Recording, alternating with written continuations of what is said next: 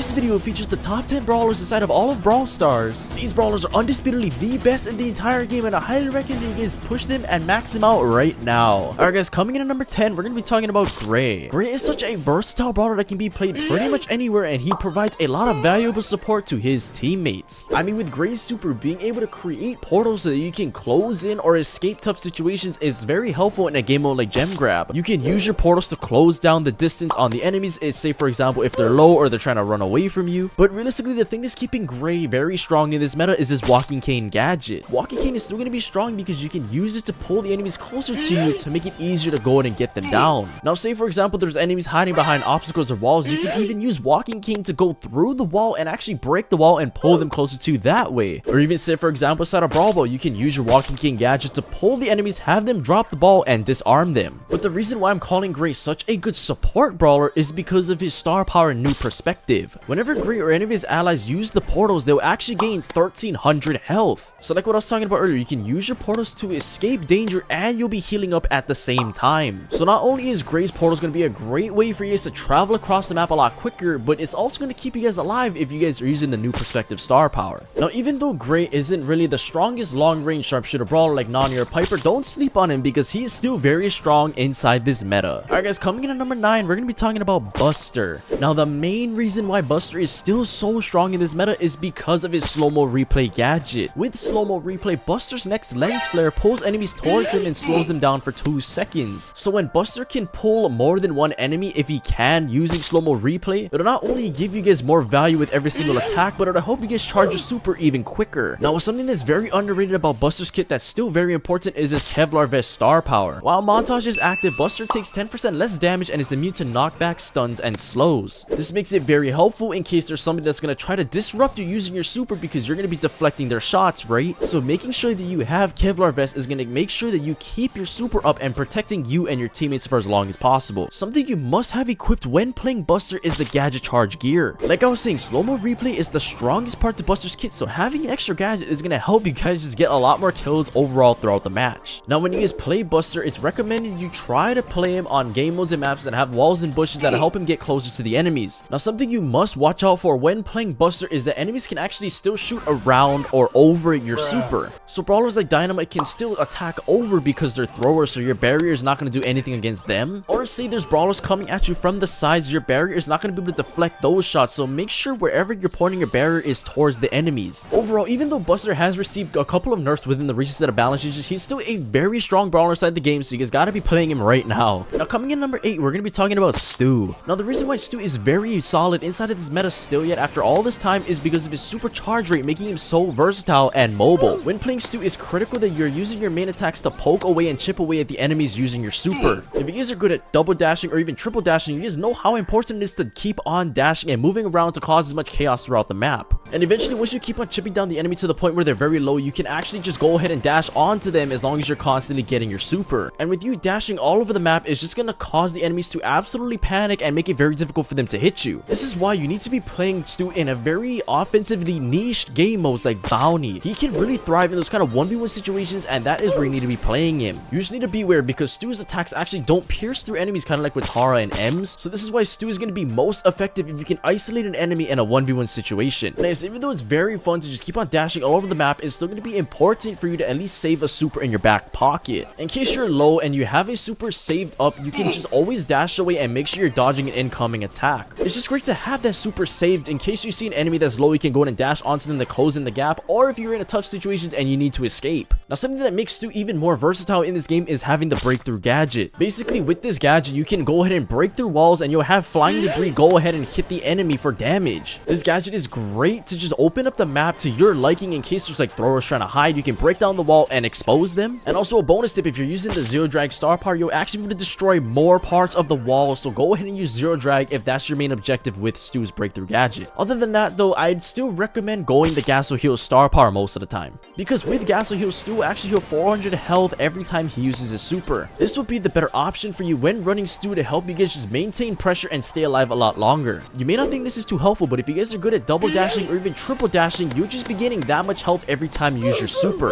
So if you're going to be dashing all over the place, you might as well be healing up, so go ahead and run Gas Heal. Overall, Stu is such a good carry brawler inside this game, and he's been so good for such a long time, so you guys gotta push him and play him right now. Alright guys, coming in at number 7, we're going to be talking about 8-Bit. Now I know this is a huge shock to a lot of you guys, like wow, 8-Bit really, but he's actually very underrated right now. Now first and foremost, it's very important you guys are using the reload gear along with the damage gear with 8-Bit. With the reload gear, this will help you guys gain ammo back a lot quicker, and it'll help provide long range cover fire or deny an area for longer. And it'll be even better if you guys can use the damage gear along with the reload gear, because this actually stacks with his super. Now as far as his star power goes, I'd recommend using plugged in if you're playing solo, because you can't really rely on your teammates. But if you're playing on ladder and you're playing with a bunch of friends, then go ahead and use the boosted booster instead. The only reason being is because since you're going to be playing like in solo power league, for example, you're going to want to use plugged in so you can carry your teammates. But boosted booster is going to be the better star power to just generally help your teammates deal more damage overall. Now if you guys are going to be playing in a game mode like Heist with 8-Bit, I'd recommend using extra credits just to help you guys just wail on that safe and deal as much damage as possible with just 1 bar of ammo. Other than that though, I'd recommend going cheat cartridge if you guys are especially going to be playing in game modes like Hot Zone and Gem Grab. Especially in those kind of control oriented game modes, cheat cartridge is going to be helpful to keep you guys alive so you guys can just teleport out and escape. Overall, even though 8-Bit is such a slow brawler, probably one of the slowest brawlers in the entire game, he still has a lot of positives to his kits, and he actually is doing so good in this meta right now. Alright guys, coming in at number 6, we're going to be talking about Mais.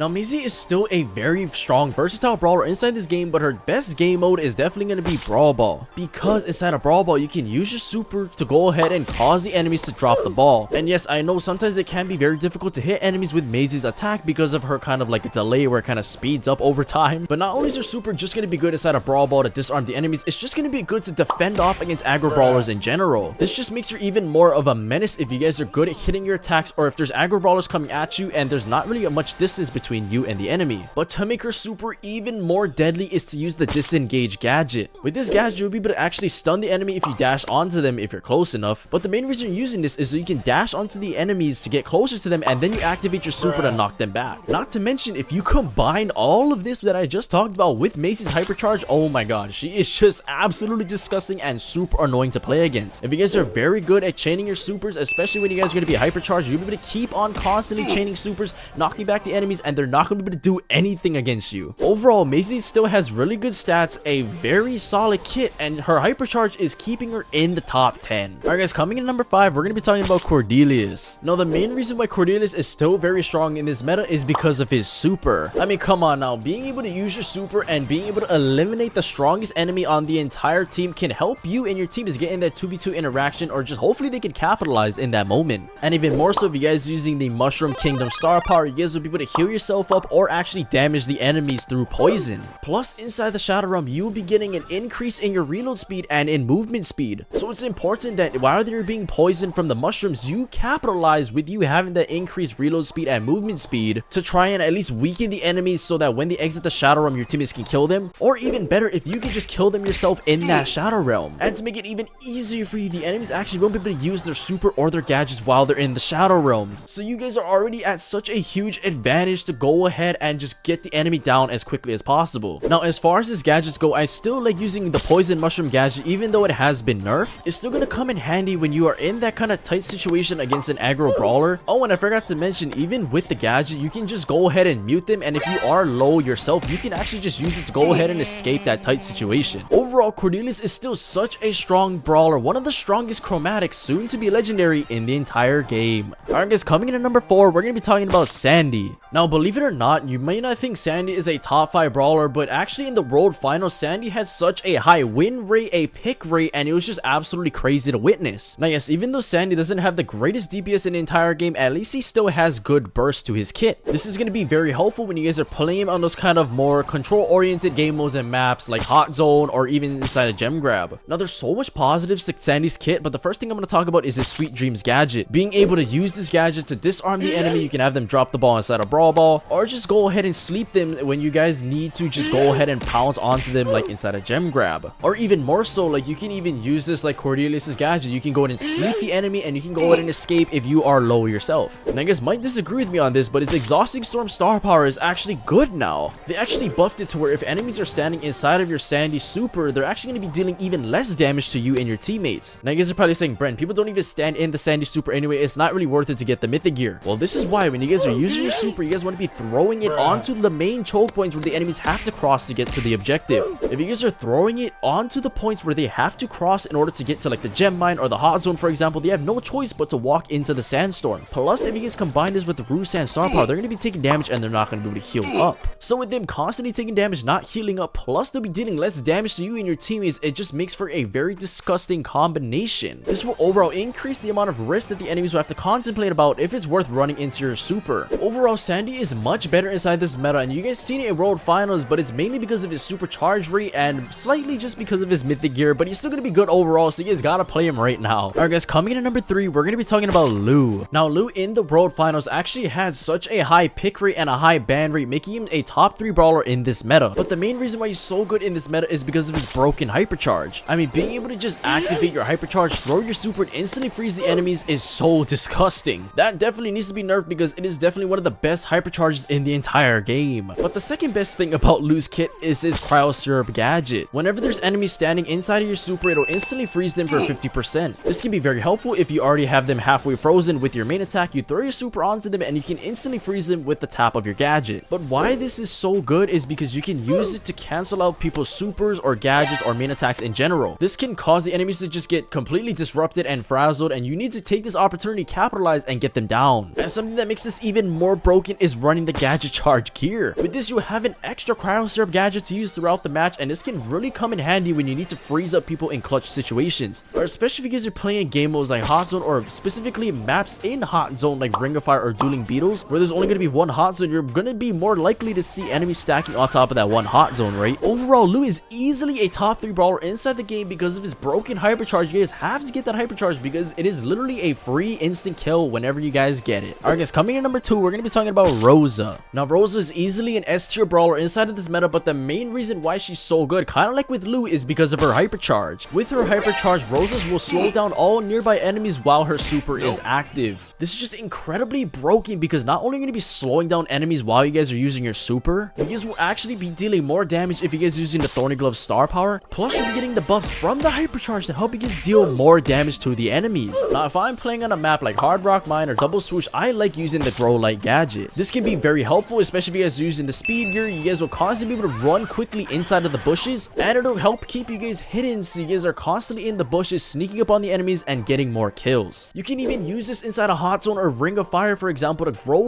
bushes on top of the Hot Zone and keep you and your teammates hidden. Now other than that, yeah, I'd rather use unfriendly bushes because you can actually slow down the enemies and actually scout bushes with it. Unfriendly bushes is just so disgusting because you're going to be slowing them down, they're not going to be able to escape you, and with your speed gear, you're easily going to be able to close in that gap and get them down. Now yes, even though Rosa can be very good in Gem Grab and very good in Hot Zone, her best game mode by far is going to be Brawl Ball. Rosa has her super that can intake all of that high incoming damage, and she can easily be able to walk the ball into the goal. Now yes, it's not going to be perfect all the time where you can just walk the ball into the goal. You guys have to watch over brawlers that have knockback, stunner, pulls. Overall, with Rosa's hypercharge, kind of like with Lou, it easily buffs her into the top 3 brawlers in the entire game, so you guys gotta get her hypercharge and play her right now. She's disgusting. Alright guys, and the number 1 brawler in the entire game is gonna be Charlie. Now the reason why Charlie is so broken inside this game is because of her super. I mean, come on now, being able to just use your super, cocoon an enemy, and prevent them from doing literally anything in the entire match is completely broken. You can get rid of the strongest brawler and get that 3v2 advantage to help your team get more control and pressure throughout the match. Plus, if you guys are using the digestive star power, you actually cause the enemies to lose 25% of their health after they break out of the cocoon. Now I know in my Charlie guide I actually talked about personal space being the better gadget, but come to the realization it's actually not. You guys gotta be using the spiders gadget instead, but where it's gonna come in most handy is in heist. If you leave the spiders unattended on the heist save, it can literally do so much damage, and it's gonna be way more effective than Eve's hatchlings. And also, kind of like with the Eve hatchlings, you can use the spiders to actually tank shots for you and your teammates. If you guys are playing against brawlers like Piper and Stu, this is going to be a great counter to them because they're going to struggle piercing through the spiders and hitting you. Now what's really good about Charlie's kit, besides being able to cocoon aggro brawlers, you guys actually will be able to burst down aggro brawlers quickly as well. If you guys can get within close proximity of the enemies, you guys will actually be getting your yo-yo back a lot quicker. You can kind of think of it like Carl's attack. When you guys are bouncing Carl's attack off the wall, right, you'll be getting it back a lot quicker. Same thing with Charlie's attack. So the closer you are are to the enemies, the quicker you'll be getting your yo-yo back, and the more DPS you'll be able to deal to the enemy. Now yes, even though this is going to be more ideal against aggro brawlers, I wouldn't recommend it too much because Charlie's HP isn't really the greatest, but it's still going to be the most efficient when dealing the most amount of damage possible. Now as far as Charlie's hypercharge goes, I wouldn't really recommend getting it because it isn't worth it in my opinion, but if you guys have the resources for it and you guys want to get it just so you guys have that buff whenever you guys are hypercharged, go ahead and go for it.